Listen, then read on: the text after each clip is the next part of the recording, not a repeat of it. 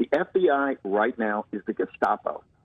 The FBI is the Gestapo, whether it's out in Colorado, putting a gold star mother like Tina Peters in chains, Peter Navarro in chains. It's absolutely obscene. This is an obscenity. And we're going to have to fight fire with fire. So developing tonight, former President Donald Trump says the FBI has searched his Mar-a-Lago home. It would mark a dramatic escalation by law enforcement into the former president. Amy Hocker joining us now from the newsroom. And so, Amy, do we know what authorities might be looking for inside? Well, Kelsey, law enforcement not confirming anything, and the White House says it was not notified. Can you tell us?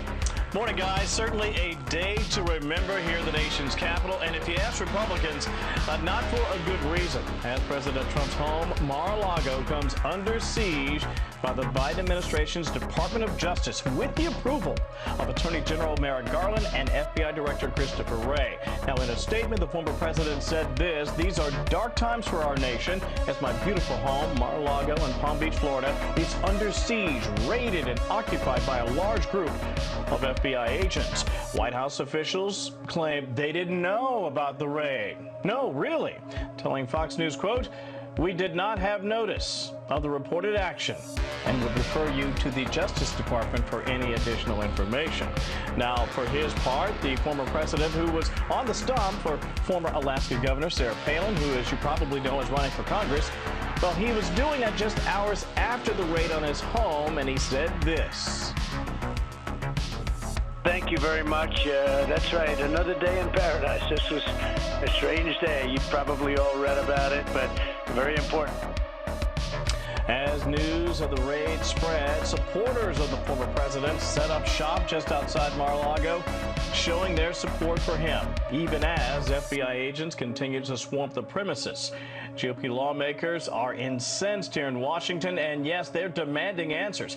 Ohio GOP Congressman Mike Turner tweeted this: "As the lead Republican on the House Permanent Select Committee on Intelligence, I am demanding an immediate briefing by FBI Director Wray regarding the national security risk that allegedly rose to the level of ordering a raid on the residence of a former president."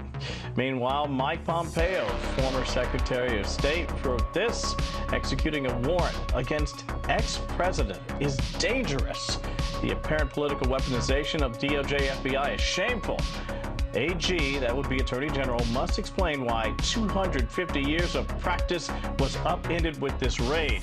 I served on the Benghazi committee where we proved Hillary possessed classified info. We didn't raid her home." And this from Florida Senator Marco Rubio, whose parents, as you know, are natives of Cuba.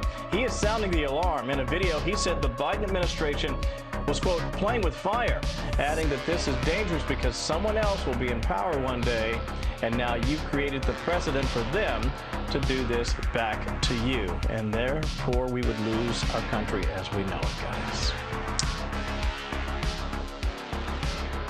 For we are opposed around the world by a monolithic and ruthless conspiracy that relies primarily on covert means for expanding its sphere of influence, on infiltration instead of invasion, on subversion instead of elections, on intimidation instead of free choice, on guerrillas by night instead of armies by day. It is a system which has conscripted vast human and material resources into the building of a tightly knit, highly efficient machine that combines military, diplomatic, intelligence, economic, scientific, and political operations. Its preparations are concealed, not published. Its mistakes are buried, not headlined. Its dissenters are silenced, not praised. No expenditure is questioned, no rumor is printed, no secret is revealed.